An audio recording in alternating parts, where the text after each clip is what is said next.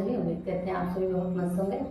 तो आज की क्लास में हम पढ़ेंगे क्या, सॉलिड स्टेट के इंपॉर्टेंट क्वेश्चन। एक दो क्वेश्चन ऐसे करके सारे चैप्टर के सभी क्वेश्चन को हम कर लेंगे। तो आज की क्लास में हम देखेंगे क्या इंपॉर्टेंट आपके दो क्वेश्चन हैं, वो भी किससे, तो ऑपरेशन से। तो आप सभी को पता है कि कांच कैसा होता है।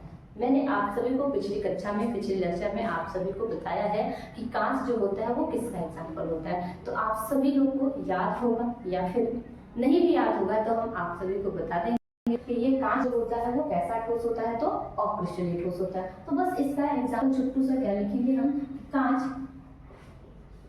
अक्रिस्टलीय ठोस होता है, अक्रिस्टलीय ठोस होता है। ठीक है, मैंने कहा था आप सभी से पिछली कक्षा में ही कि ये कांच का जो एग्जाम्पल है, ठीक है, ये कांच का जो एग्जाम्पल है वो आप सभी से पूछे जाते हैं। जैसा कि आपको ये क्वेश्चन है वो प्रीवियस ईयर में पूछा गया है। ठीक है, तो ये क्वेश्चन आपका प्रीवियस ईयर में पूछा गया है कि कांच कैसा ठोस है आपका, तो कांच आपका अक्रिस्टलीय ठोस का उदाहरण है। ठीक है, उसके बाद बात करते हैं दूसरा क्वेश्चन की कि क्या कह रहे हैं कि कांच को अतिशीतित द्रव कहा जाता है।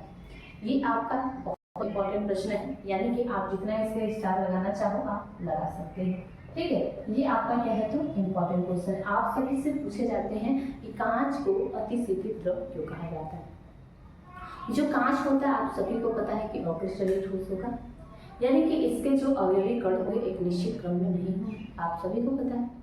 उसके बाद ये कह रहा है कि अतिशीतित द्रव, यानी कि द्रव की बात है।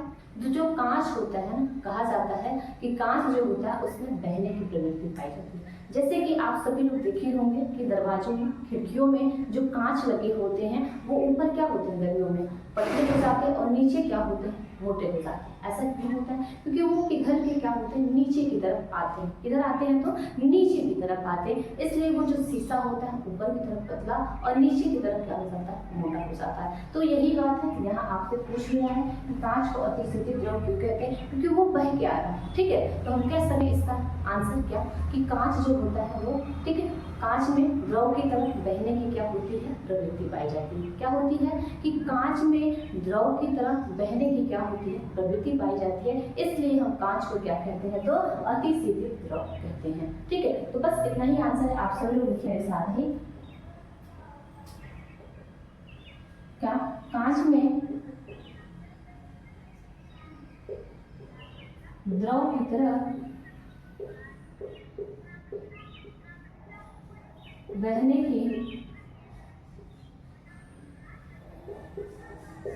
प्रवृत्ति होती है।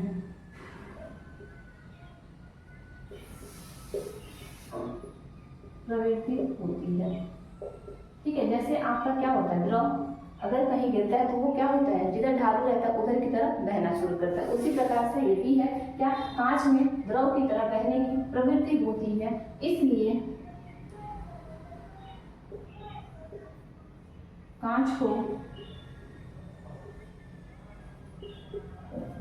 अतिशीतित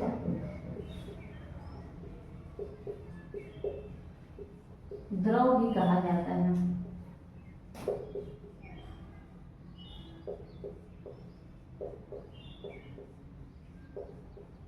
ठीक है, ये रहे आपके क्वेश्चन, ये आपसे लघुत्तरीय प्रश्न में पूछे जाते हैं। ठीक, तो आप सभी लोग यहाँ से अपने एक दो लाइन अच्छे से याद करके 2 से 4 नंबर प्राप्त कर सकते हैं। तो आज की क्लास में बस इतना ही, फिर मिलेंगे आप सभी से नेक्स्ट क्लास में, हाँ लेकिन इसी के नेक्स्ट लेक्चर के साथ। तो बस आज की क्लास में इतना ही, थैंक यू।